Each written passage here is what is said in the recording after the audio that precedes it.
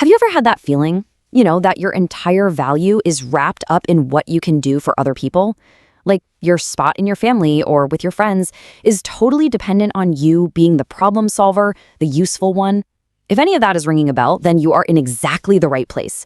We're going to break down this really powerful pattern that I call the usefulness trap. So let me just ask you, straight up, is your self-worth tied to what you do for others? Seriously, take a second and think about that. If you stopped all the fixing and the helping and the doing, would you still feel like you deserve love? Like you deserve to be there? This question, this is the absolute core of everything we're about to get into. All right, let's dive in and really define this usefulness trap. To get our heads around it, we first need to talk about a core idea in psychology, something called conditional positive regard. So what on earth is conditional positive regard? Well, it's basically this belief, buried deep down, that love and acceptance aren't just given to you. Nope, they have to be earned. You start to believe that you only get that good stuff when you check certain boxes, like being super helpful or successful or just never causing any trouble. It basically turns love into a transaction. And what happens when you believe that?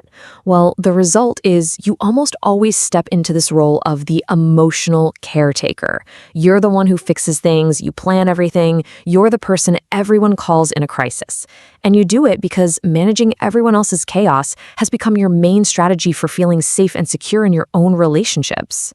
So underneath all that fixing and doing, there's this deep, nagging anxiety. It's this constant fear that if you can't solve the problem, or heaven forbid you need help yourself, or you just decide to stop being so darn useful, you'll be replaced.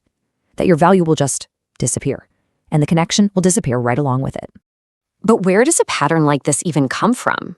I mean, it's so deep-seated. To figure that out, we have to go back, because it almost always starts with your childhood blueprint. Now, this is so important to hear. If this is you, please know this is not a character flaw. You're not weak. These traits are actually incredibly sophisticated survival strategies that you learned, probably during a really challenging childhood, just to navigate your world and get your needs met. There's actually a fascinating psychological concept for this called stress inoculation. It's this idea that being exposed to manageable difficulties early in life can build some serious resilience and amazing coping skills that you'll use for the rest of your life. It's almost like a vaccine against future stress. And that brings us to my favorite part, where we get to reframe this entire experience. Let's talk about the survivor's strengths and how we can start to see this past hardship not as just a wound, but as a source of some incredible, unique power. This is all explained by a phenomenon called post-traumatic growth. It's this profound, positive change that can happen after you go through something hard. See, it's not about just bouncing back to where you were. It's about bouncing forward to a higher level of functioning, of wisdom, of strength, because of what you survived.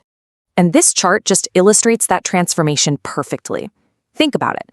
That past experience of living with chaos, it's the very thing that gives you the ability to stay unbelievably calm in a crisis today. That constant need to be vigilant and aware, it taught you how to read people and situations with lightning speed. And that heavy burden of feeling responsible for everyone, it forged you into a person with off-the-charts empathy and truly world-class problem-solving skills.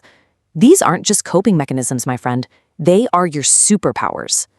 But, and you've probably felt this, having these superpowers can sometimes come with a weird social price tag. And that brings us to this strange idea of attracting projection and the social toll that your own competence can take. So here's the crazy paradox, right? Your strength, your ability to handle things, your sheer capability, all that good stuff, can actually be really threatening to people who are insecure in themselves. Your light can feel like it's shining a spotlight on what they feel they lack, and they might not react very well to that. So what's going on there? The mechanism at play is called psychological projection.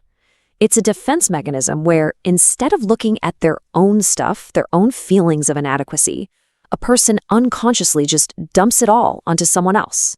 You basically become the movie screen for their own internal drama. So why you? Why are you the target? Well, it's because your independence can make them feel needy. Your competence just highlights everything they feel they're not. And honestly, sometimes they just need a convenient person to blame for how they feel inside. The most important thing to get here is that it's almost never, ever actually about you. Okay, so how do we break out of this? How do we stop needing that validation from the outside and start building it from within?